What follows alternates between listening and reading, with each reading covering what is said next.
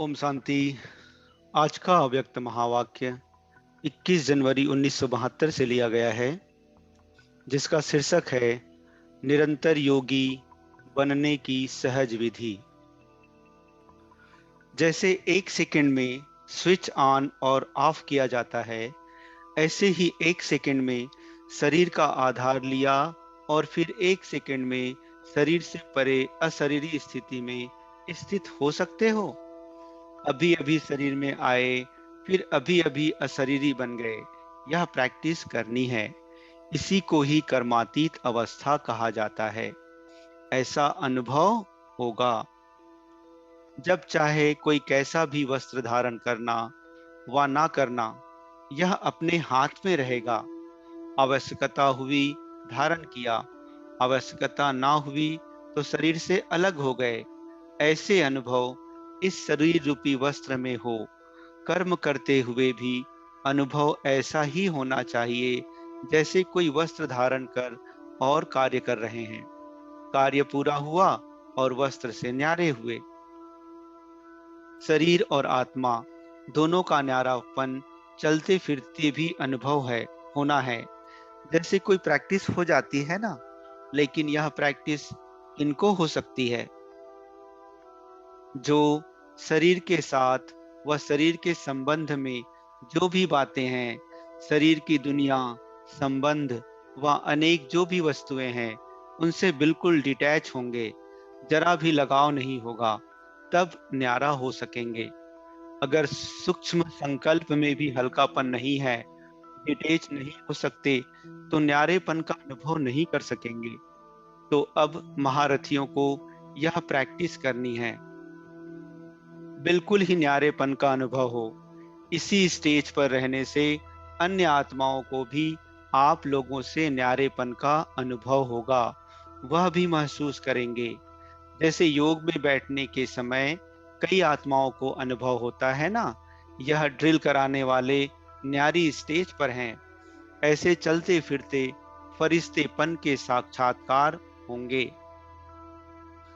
यहाँ बैठे हुए भी अनेक आत्माओं को, जो भी आपके सतयुगी फैमिली में समीप आने वाले होंगे, उन्हों को आप लोगों के फरिश्ते रूप और भविष्य राज्य पद के दोनों इकट्ठे साक्षात्कार होंगे।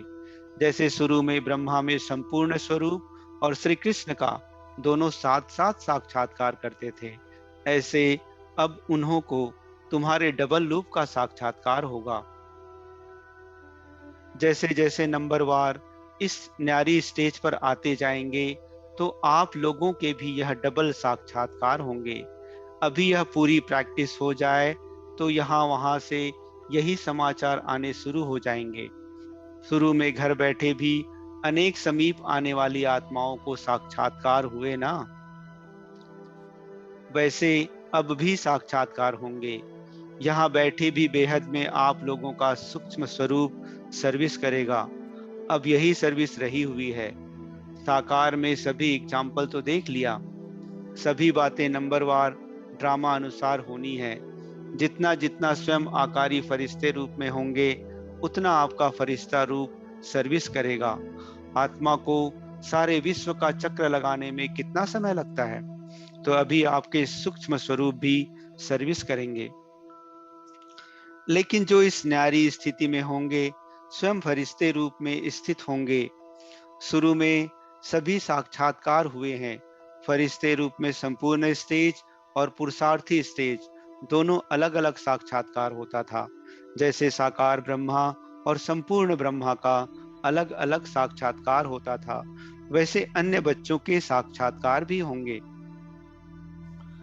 हंगामा जब होगा तो साकार शरीर द्वारा तो कुछ कर नहीं सकेंगे और प्रभाव भी इस सर्विस से पड़ेगा। जैसे शुरू में भी साक्षात्कार से ही प्रभाव हुआ ना, परोक्ष अपरोक्ष अनुभव ने प्रभाव डाला, वैसे अंत में भी यही सर्विस होनी है। अपने संपूर्ण स्वरूप का साक्षात्कार अपने आप को होता है। अभी शक्तियों को पुकारना शुरू हो गया है। अभी परमात्मा को कम पुकारते हैं, शक्तियों की पुकार तेज रफ्तार से चालू हो गई है। तो ऐसी प्रैक्टिस बीच बीच में करनी है। आदत पड़ जाने से फिर बहुत आनंद फील होगा। 1 सेकेंड में आत्मा शरीर से न्यारी हो जाएगी, प्रैक्टिस हो जाएगी। अभी यही पुरुषार्थ करना है। अच्छा, वर्तमान समय पुरुषार्थ की 3 स्टेज हैं। उन तीनों स्टेजेस से हर एक अपनी अपनी यथाशक्ति पास करता हुआ चल रहा है। वह 3 स्टेजेस कौन सी हैं? एक है वर्णन, दूसरा मनन और तीसरा मगन। मेजोरिटी वर्णन में ज्यादा है। मनन और मगन की कमी होने के कारण आत्माओं में विल पावर कम है। सिर्फ वर्णन करने से बाह्य मुक्ता की शक्ति दिखाई पड़ती है, लेकिन उससे प्रभाव नहीं पड़ता है। मनन करते भी हैं, लेकिन अंतर्मुख होकर के मनन करना, उसकी कमी है। पॉइंट्स का मनन भले करते हैं, लेकिन हर पॉइंट द्वारा मनन अथवा मंथन करने से शक्ति स्वरूप मक्खन निकलना चाहिए, जिससे शक्ति बढ़ती है। भले प्लानिंग करते हैं, उनके साथ साथ सर्व शक्तियों की सजावट जो होनी चाहिए वह नहीं है। जैसे कोई चीज कितनी भी अमूल्य हो, लेकिन उनको अगर उस रूप से सजाकर ना रखा जाए तो उस चीज के मूल्य का मालूम नहीं पड़ सकता। इसी रीति नॉलेज का भले मनन चलता भी है, लेकिन अपने में एक एक पॉइंट द्वारा जो शक्ति भरनी है वह कम भरते हो, इसलिए मेहनत ज्यादा और रिजल्ट कम हो जाती है। मन में, प्लानिंग में उमंग उत्साह बहुत अच्छा रहता है, लेकिन प्रैक्टिकल रिजल्ट देखते तो मन में अविनाशी उमंग उत्साह उल्लास नहीं रहता। एक रस जो फोर्स की स्टेज रहनी चाहिए वह नहीं रहती। एक एक पॉइंट को मनन करने द्वारा अपनी आत्मा में शक्ति कैसे भरी जाती है, इस अनुभव में बहुत अनजान है। इसलिए यह अंतर्मुक्ता अतीन्द्रिय सुख की प्राप्ति का अनुभव नहीं करते हैं। जब तक अतीन्द्रिय सुख की सर्व प्राप्तियों की भासना नहीं, तब तक अल्पकाल की कोई भी वस्तु अपने तरफ जरूर आकर्षण करेगी। तो वर्तमान समय मनन शक्ति से आत्मा में सर्व शक्तियां भरने की आवश्यकता है। तब मगन अवस्था रहेगी और विघ्न टल सकते हैं। विघ्नों की लहर तब आती है जब रूहानियत की तरफ फोर्स कम हो जाता है। तो वर्तमान समय शिवरात्रि की सर्विस के पहले स्वयं में शक्ति भरने का फोर्स चाहिए। भले योग के प्रोग्राम्स रखते हैं, लेकिन योग द्वारा शक्तियों का अनुभव कराना अब ऐसे क्लासेस की आवश्यकता है। प्रैक्टिकल अपने भले के आधार से औरों को भले देना है। सिर्फ बाहर की सर्विस के प्लान नहीं सोचने हैं, लेकिन पूरी ही नजर चाहिए सभी तरफ। जो निमित्त बने हुए हैं उन्हों को यह ख्यालात चलना चाहिए कि हमारी इस तरफ की फुलवारी किस बात में कमजोर है। किसी भी रीति अपने फुलवारियों की कमजोरी पर कड़ी दृष्टि रखनी चाहिए। समय देकर भी कमजोरियों को खत्म करना है। शक्तियों के प्रभाव की कमी होने के कारण चलते फिरते सभी बातों में ढीलापन आ जाता है। इसलिए विनाश की तैयारियां भी फोर्स में होते फिर ढीले हो जाते हैं। जब स्थापना में फोर्स नहीं, तो विनाश में फोर्स कैसे भर सकता है? जैसे शुरू में तुमको शक्तिपन का कितना नशा था, अपने ऊपर कड़ी नजर थी। यह विघ्न क्या है, माया क्या है, कितना कड़ा नशा था। अभी अपने ऊपर कड़ी नजर नहीं है। अपने कर्मों की गति पर अटेंशन चाहिए। ड्रामा अनुसार नंबरवार तो बनना ही है। कोई ना कोई कारण से नंबर नीचे होना ही है, लेकिन फिर भी फोर्स भरने का कर्तव्य करना है। जैसे साकार रूप को देखा, कोई भी ऐसी लहर का समय जब आता था तो दिन रात सकाश देने की विशेष सर्विस, विशेष प्लान्स चलते थे। निर्बल आत्माओं को भले भरने का विशेष अटेंशन रहता था, जिससे अनेक आत्माओं को अनुभव भी होता था। रात रात को भी समय निकाल आत्माओं को सकाश भरने की सर्विस चलती थी। भरना है तो अभी विशेष सकाश देने की सर्विस करनी है। लाइट हाउस माइट हाउस बनकर यह सर्विस खास करनी है, जो चारों ओर लाइट माइट का प्रभाव फैल जाए। अभी यह आवश्यकता है। जैसे कोई साहूकार होता है तो अपने नजदीक संबंधियों को मदद देकर ऊंचा उठा लेता है। ऐसे वर्तमान समय जो भी कमजोर आत्माएं संपर्क और संबंध में हैं, उन्हों को विशेष सकाश देनी है। अच्छा, निरंतर देह का भान भूल जाए, उसके लिए हरेक यथाशक्ति नंबरवार पुरुषार्थ अनुसार मेहनत कर रहे हैं। पढ़ाई का लक्ष्य ही है देह अभिमान से न्यारे हो, देही अभिमानी बनना। देह अभिमान से छूटने के लिए मुख्य युक्ति यह है, सदा अपने स्वमान में रहो तो देह अभिमान मिटता जाएगा। स्वमान में स्व का भान भी रहता है, अर्थात आत्मा का भान।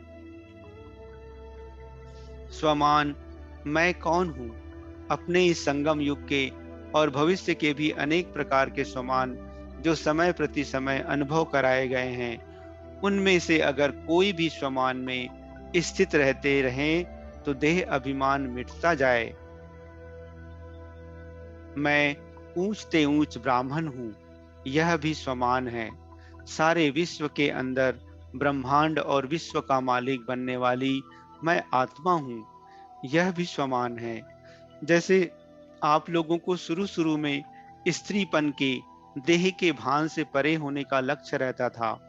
मैं आत्मा पुरुष हूँ, इस पुरुष के स्वभाव में स्थित कराने से स्त्रीपन का भान नंबरवार पुरुषार्थ अनुसार निकलता गया। ऐसे ही सदैव अपनी बुद्धि के अंदर वर्तमान व भविष्य स्वमान की स्मृति रहे तो देह अभिमान नहीं रहेगा। सिर्फ शब्द चेंज होने से स्वमान से स्वभाव भी अच्छा हो जाता है।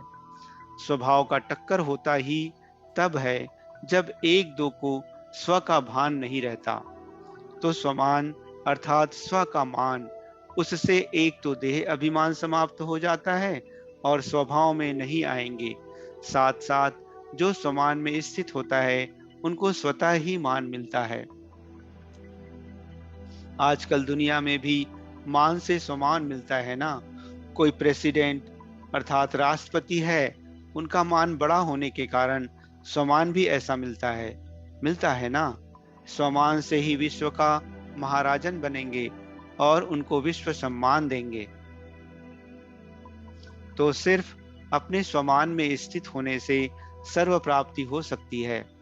इस स्वमान में स्थित वह रह सकता है जिनको जो अनेक प्रकार के स्वमान सुनाए उसका अनुभव होगा। मैं शिव शक्ति हूँ, यह भी स्वमान है। एक होता है सुनना, एक होता है उस स्वमान स्वरूप का अनुभव। तो अनुभव के आधार पर एक सेकंड में देह अभिमान से स्वमान में स्थित हो जाएंगे। जो अनुभवी मूर्त नहीं है, सिर्फ सुन करके अभ्यास करते ही रहते हैं, लेकिन अनुभवी अब तक नहीं बने हैं, उन्हों की स्टेज ऐसे ही होती है। एक अपने स्वमान की लिस्ट निकालो तो लिस्ट बड़ी है। उन एक एक बात को लेकर अनुभव करते जाओ तो माया की छोटी छोटी बातों में कमजोर नहीं बनेंगे। माया कमजोर बनाने के लिए पहले तो देह अभिमान में लाती है। देह अभिमान में ही ना आए तो कमजोरी कहाँ से आएगी। तो सभी को अपने स्वमान की स्मृति दिलाओ और उस स्वरूप के अनुभवी बनाओ। जैसे समझते हो मैं मास्टर सर्वशक्तिवान हूँ, तो संकल्प करने से स्थिति बन जाती है ना। लेकिन बनेगी उनकी जिनको अनुभव होगा। अनुभव नहीं तो स्थित होते होते वह रह ही जाते हैं। स्थिति बन नहीं सकती और थकावट मुश्किल मार्ग अनुभव करते हैं। कैसे करें यह क्वेश्चन उठता है। लेकिन जो अनुभवी मूर्त है वह कड़ी परीक्षा आते समय भी अपने स्वमान में स्थित होने से सहज उसको कट कर सकते हैं। तो अपने स्वमान की स्मृति दिलाओ, अनुभवी मूर्त बनने की क्लास कराओ। जो आपके समीप संपर्क में आते हैं उन आत्माओं को यह अनुभव कराने का सहयोग दो। अभी आत्माओं को यह सहयोग चाहिए। जैसे साकार द्वारा अनुभवी मूर्त बनाने की सेवा होती रही है, ऐसे अभी आप लोगों के समीप जो आत्माएं हैं, उन्हों की निर्बलता को, कमजोरियों को अपनी शक्तियों के सहयोग से उन्हें भी अनुभवी मूर्त बनाओ। चेक करो कि जिन आत्माओं के प्रति निमित्त बने हुए हैं, वह आत्माएं स्वमान की स्थिति के अनुभवी हैं। अगर नहीं, तो उन्हों को बनाना चाहिए। यह मेहनत करनी है। अगर राजधानी के समीप संबंध में आने वाली आत्माएं ही कमजोर होंगी, तो प्रजा क्या होगी? ऐसी कमजोर आत्माएं संबंध में नहीं आ सकती। अब अपनी राजधानी को जल्दी जल्दी तैयार करना है।